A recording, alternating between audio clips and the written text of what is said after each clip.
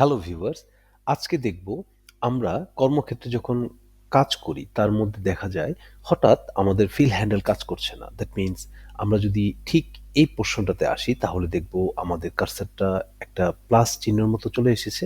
আমরা এটাকে feel handle করে নিচে নামাতে পারি। ধরুন আমি এখানে জ্যান লিখলাম। দেন আমি যদি এটাকে চাই ফিল হ্যান্ডেল করে নামাতে, ইভেন আমি এটা ডিসেম্বর পর্যন্ত ১২টা মাস ফিল হ্যান্ডেল করে নামাতে পারবো, যেটা ডিফল্ট দেয়া থাকে।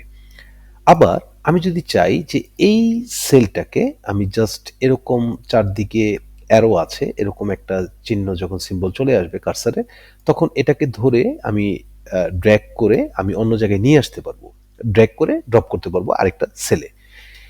আমার এই জিনিসটা যখন হবে না, যখন আমি এটা করতে পারবো না, তখন এই সমস্যাটা কিভাবে সলভ করব? আমরা চলে যাব ফাইলে, সেখান থেকে চলে যাব অপশনস, অপশনস থেকে আমরা চলে যাব অ্যাডভান্সড। সেখানে এই যে enable fill handle and cell drag and drop, এটা যদি আনচেক থাকে আমি ওকে করে দিলাম। তাহলে আমি এখানে আরেকবার জ্যান লিখলাম।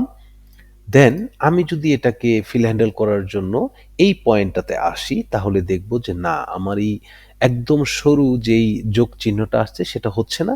ইভেন এটাকে যদি ড্র্যাগ করার জন্য আমি এই বর্ডার লাইনটাতে আসি তাহলে দেখব এখানে চারদিকে যে অ্যারো, যে কার্সারের যেই চিহ্নটা, সিম্বলটা, সেটা দেখাচ্ছে না। সো এরকম প্রবলেমে যদি পড়েন তাহলে অবশ্যই ফাইলে চলে যাবেন, সেখান থেকে অপশনস, অপশনস থেকে চলে যাবেন অ্যাডভান্সড। সেখানে দেখবেন যে এডিটিং অপশনসে enable fill handle and cell drag and drop এটা আনচেক করা আছে। জাস্ট এটাকে চেক করে দিবেন, ওকে করে দিবেন, ব্যাস। এবার দেখুন কি সুন্দর আমার প্লাস চিহ্ন চলে আসলো। ইভেন আমি এটাকে ফিল হ্যান্ডেল করতে পারলাম। ইভেন আমি যদি চাই এতটুকু পোর্শন বা এতটুকু পোর্শনকে আমার ড্র্যাগ করে অন্য জায়গায় ড্রপ করব, এটাও পসিবল। সো ভিউয়ার্স, ভালো থাকবেন, সুস্থ থাকবেন।